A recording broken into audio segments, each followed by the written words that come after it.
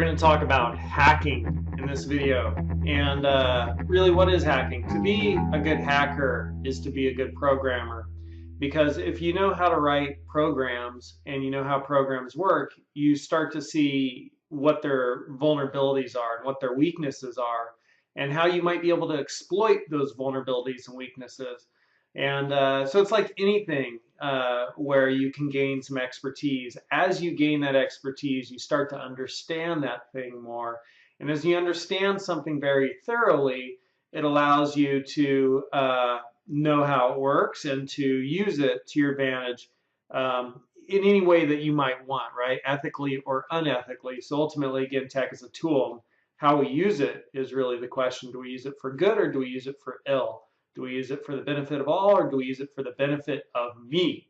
And so hacking is to be a good hacker is really to be a good programmer, and to hack is to gain access, to use technology to do things that you want, regardless of whether or not that's the way it's designed. So often hacking is about gaining access to other people's information and other people's computers and bank accounts and things like that, right? So hacking is kind of like a computer way of breaking and entering. That's a good way to think about it. It's kind of like the computer breaking and entering. And hacking is actually a really great field to go into. And so there's a real high demand for hackers, which is another way of saying there's a real high demand for programmers. And you could be, again, on the middle of the fence, you could be on the good side of the fence, or you could be on the bad side of the fence. And again, this is all very subjective. So, being on the bad side of the fence, often that will just depend upon whose perspective are you looking at that from. So there are sometimes called black hat hackers or white hat hackers or gray hat hackers. And a white hat hacker is somebody who hacks for good. And again, right, good is subjective, like for whose cause. Or a white hat hacker would be somebody who goes to work as a cyber or as a computer security specialist. And they're going to, your company might hire them, a company might hire them to see if they can break into the company electronically. And so they are hacking, but they are straightforward, they have integrity, and they're doing it for a good cause. Sometimes it's they're hired by companies to test to see if they could break in, and sometimes they're working for a good cause, right? Hacktivists, they're sometimes called hacktivists, but again, good is a very subjective experience. A black hat hacker is somebody who is hacking, and their intent is to do harm or to gain for themselves at the expense of others. And so black hat hacker is kind of like in the old cowboy movies. You had the good guys wearing white and the bad guys wearing black. Same kind of thing here. And a gray hat hacker is somebody in the middle. It's like they might find a weakness, and they'll be willing to sell it to the highest bidder. So they might find a weakness with Microsoft software, and sure, they'll sell it to Microsoft if Microsoft is the highest bidder, or they'll sell it to anybody else, right? So that would be a gray hat hacker. Just out for themselves. And so we'll come back to that right there in a second. That's a hacking technique. If you go to Google and you just search the news for hacking, there's always stories about somebody who's been hacked. And here you could see some of those hacking stories. And I'm going to point out a couple that are interesting. But sometimes you'll also see this face right here. And if you see this face, this is the face of Anonymous. And Anonymous is an undefined sort of group of hackers, and anybody could be a member of Anonymous, and you never really know who is or who is not a member. And it's not like they have a headquarters or anything like that. But this face right here, and Anonymous is kind of like a hacktivist who hack for the collective interest, kind of like Robin Hood. And so if they see somebody doing something which is not positive, they go out and wreak havoc digitally, or they try to. And like I said, it's not like here are the 8 people. It's always just sort of like a revolving door, and you never know who is or who is not a member. So recently, an article came out.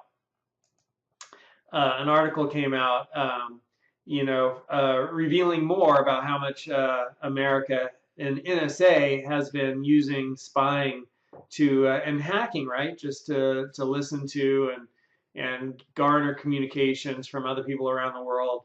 And so that article is just released Saturday. This article here from the New York Times, based upon Snowden's documents, no morsel too minuscule for all-consuming NSA. And you know, one thing that's interesting about this article is that, you know, hacking has become the U.S. National Security Agency's growth area, right? So you could get a job working for the NSA if you're a good programmer, good hacker, and it's also, you know, let me see here. The NSA spies routinely on friends as well as foes, not only to fight terrorism, but also to achieve diplomatic advantage over such allies as France and Germany, and economic advantage over Japan, Brazil, among other countries. You know, and so Anonymous kind of got pissed off that, you know, they were spying, that you know, there was so much spying going on, so they hacked a couple of websites in response to that. But just an interesting thing that, you know, the NSA, you know, hacking is their growth area now. So just some statistics here about hacking. Let's actually start with this one. So the PlayStation Network was hacked at one point, and 77 million user accounts were compromised. This was in 2011.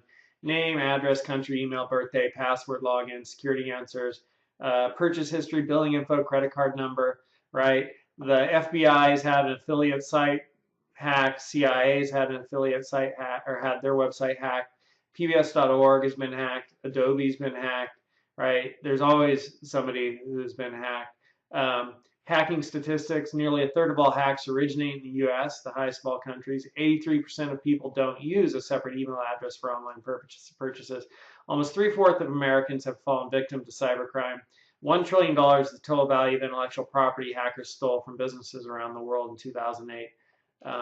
And then here are some of the top black hat hackers and some of the top white hat hackers. Though I don't know why they include Steve Wozniak in this category, because he is a good guy, but his hack, what they're attributing him to for here, is he hacked a phone system back in the day to make free phone calls.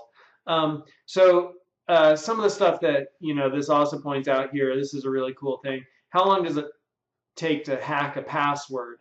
How long does it take to hack a password?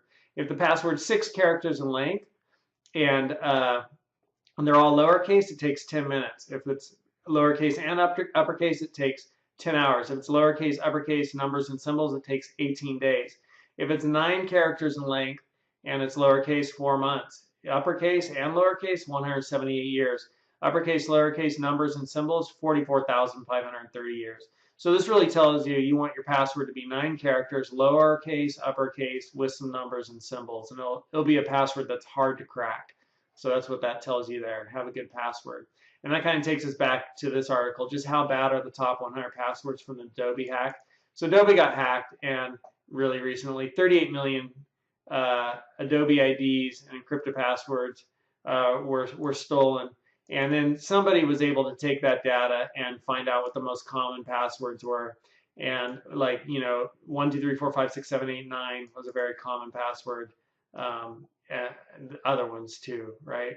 But and then Yahoo, right, got hacked here also. It says a little bit about Yahoo having been hacked at one point. So a lot of hacking going on. A lot of hacking going on. Let's look at a few of the statistics here. Attack distribution, right? Cybercrime, you can see, is a large part of that, the red. Hacktivism, people hacking for a social cause or for some sort of a cause, is the yellow.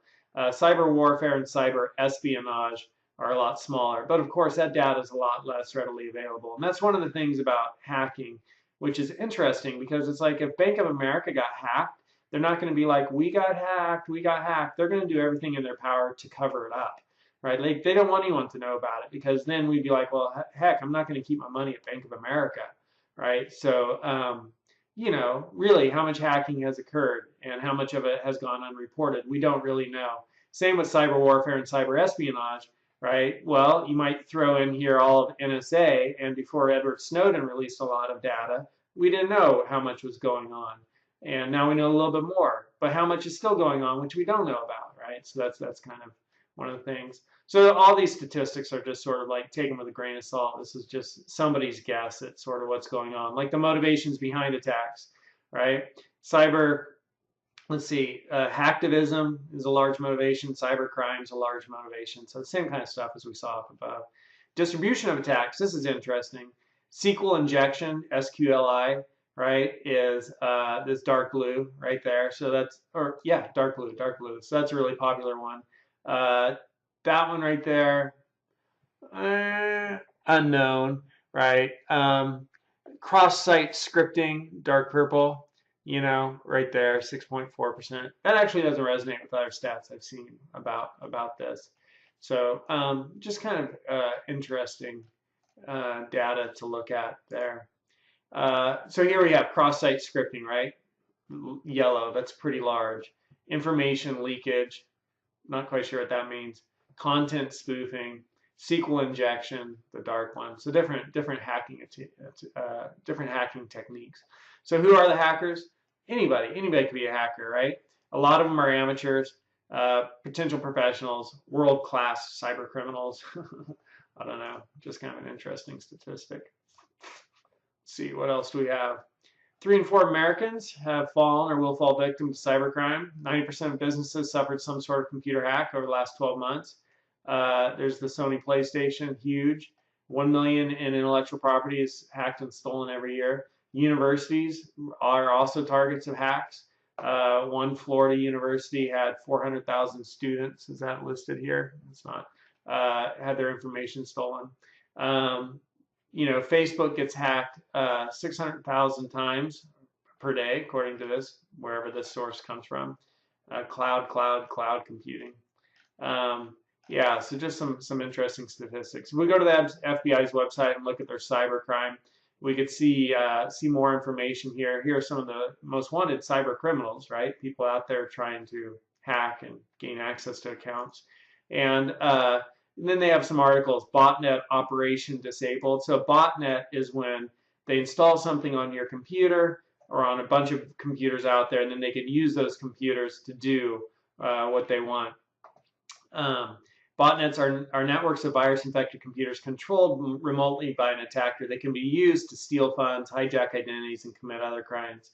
So a lot of times, the botnet in this case involves a potent core flood virus, a key logging program that allows cyber thieves to steal personal and financial information by recording unsuspecting users every keystroke, right? So some interesting stuff. And you know, antivirus companies are developing updated signatures to detect and remove core flood, right? So that's the main thing you want to do is make sure you have your antivirus software running, and you also want to make sure that you have your operating system up to date to protect yourself.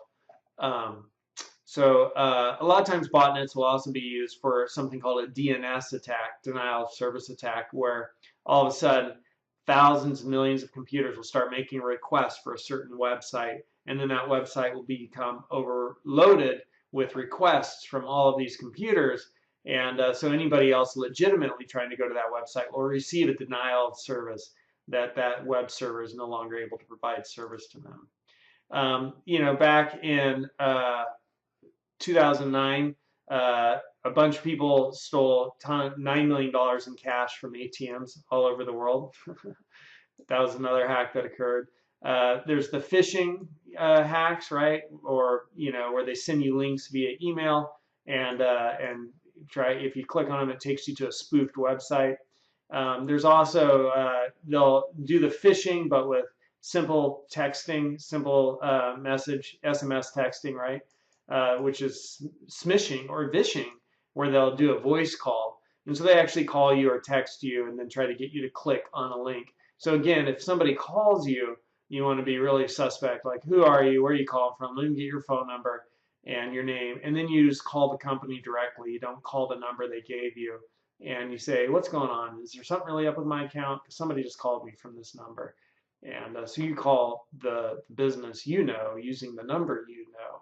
And that gets back to kind of one of the hacking techniques, which I was going to tell you about, which is social engineering. And social engineering is a pretty common hacking technique where it's just basically, you know, it's kind of like the example of if I wanted to gain access to a computer, I could go into an office with my resume with coffee spilled on it and say, I just spilled coffee on my resume. I got a job interview around the corner. Could you print this off, print my resume again for me off of my USB drive? And then they plug it into their computer, and I could have some software that runs there that would then give me access to their computers. MongoDB intruders may have accessed the database. So a lot of the latest Snowden revelations inspire hack attack on Australia, embarrassment in Europe. So a lot